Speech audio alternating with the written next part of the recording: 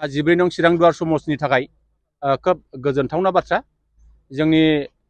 लाइमुथि ओनसोलाव गंसे जोंहा मेडिकेल साब सेन्टार दिनैहाय जोंहा अन्थाइ खाम्फा गायसननाय बे हाबाफारिया एसे सिगाङाव जानानै थांबाय आरो बे अन्थाइ खाम्फा गायसननाय हाबाफारियाव जोंनि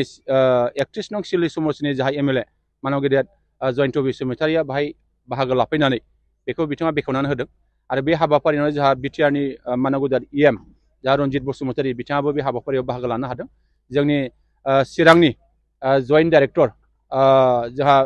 बिथाङाबो बाहाय बाहागो लानो हादों आरो जोंनि गोबां दैदेनगिरिफोर बे हाबाफारियाव बाहागो लाफैनानै बे हाबाफारिखौ निस्सय जाफुंसार खालामदों दिनैहाय जोङो खोब गोजोननाय मोनदों 55 लाख रांनि मोनसे मेडिकेल साब सेन्टार बे हाबाफारिखौ दिनैहाय जोंहा लुफुंनायनि मोनसे हाबाफारिया दिनै जागायबाय आरो जों आसा खालामो बे गोग्लैसोनाय ओनसोलाव बेबायदि मोनसे मेडिकेल साब सेन्टार मोननो हानाया जोंनि थाखाय खोब गोजोनथावना बाथ्रा आं मिजिं खालामगोन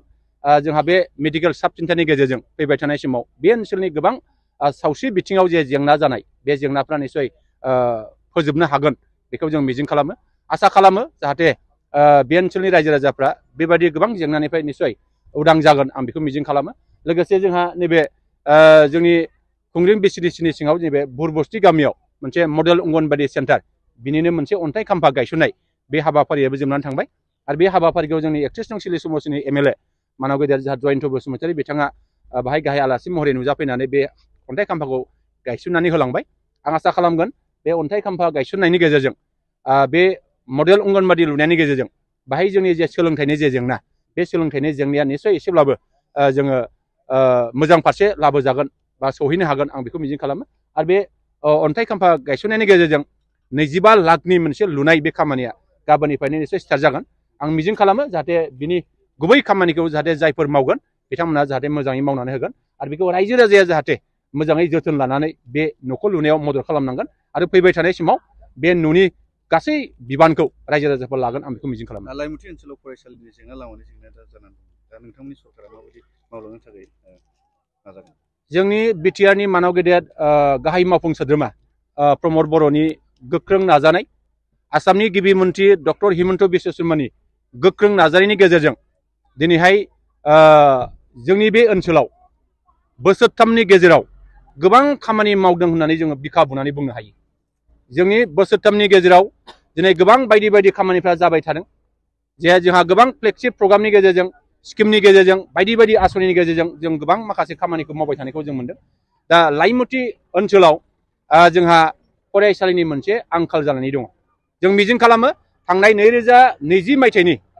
जोंहा जानुवारिनि 27 तारिखआव जे बिटिआर गोरोबथा जादोंमोन बे बिटिआर गोरोबथा जानायनि 6.3 दफानि गेजेरजों जोंहा निड बेस एन्ड प्रायोरिटि बेसिसआव जोङो स्कुल गायसननायनि बाथ्रा दिनै सोलिगासिनो दङ आरो जोङो मिजिं खालामो लाइमुथियाव जोंहा गंसे एमइ स्कुल जानो थांगासिनो दङ बे थाबैनो जागोन आरो लाइमुथि ओनसोलनि थाखाय गोबां थांनाय फैनायनि जेंना जादोंमोन बे जेंनाखौ जोंहा फोजोबनो थाखाय जोङो दिनै जोंहा सामपुराव मोनसे दालां बे दालांनि खामानिया दिनै एस्टिमेटआ सोलिगासिनो दङ थाबैनो बेयो लुफुंजागोन आरो लाइमुथि ओनसोलाव हानि जेंना दङ बे जेंनाखौबो थाबैनो जोंनि बिटिआर सरकारनिफ्राय बेखौ मावनानै होनायनि चिन्ताया बे सोलिगासिनो दङ आरो गोबां बेबायदि माखासे जेंनाफोर दङ बे जेंनाखौ जोङो 3 बोसोरनि गेजेरावनो जथेस्थ जोङो मावगासिनो दङ आरो जोंनि सरकारा 3 बोसोर 5 बोसोर 10 बोसोर 15 बोसोर जुदि सरकार थायो मोनफ्रोमबो जायगायावनो गोग्लैसोनाय ओनसोलाव जोंनि बे जेसेबां आसनिफोर लादों बे आसनिफोरा सौहैगोन जोंनि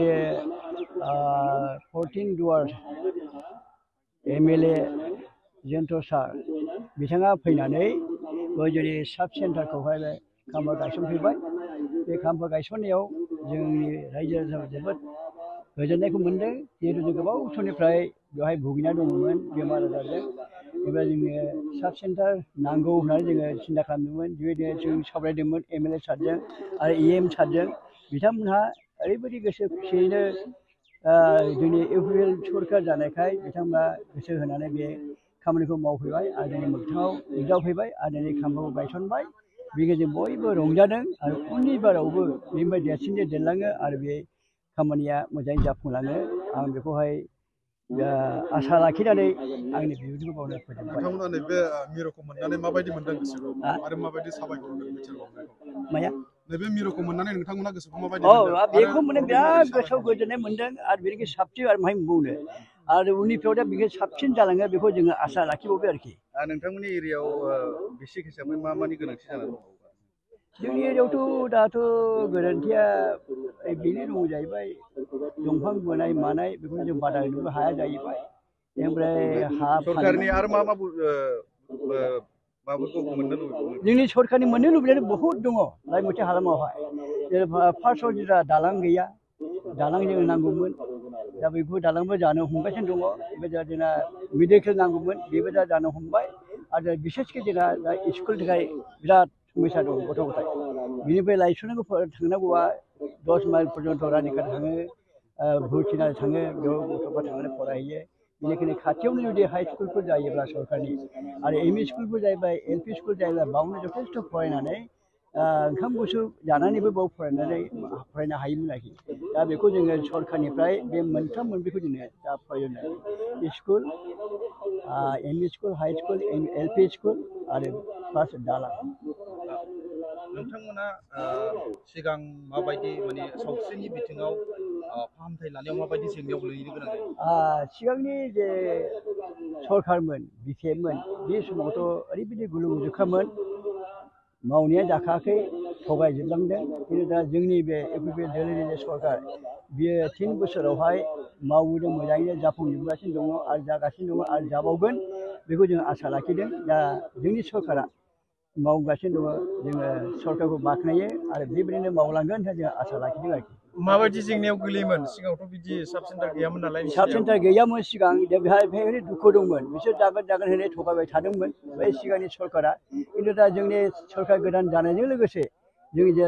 दरखास्थ' बायदिसिना होदों बेहाय बिसोर एक्सेप्ट खालामनानै सावरायनायनि गेजेरजों बे खामानिखौ दा जाफुंहोफैबाय आरो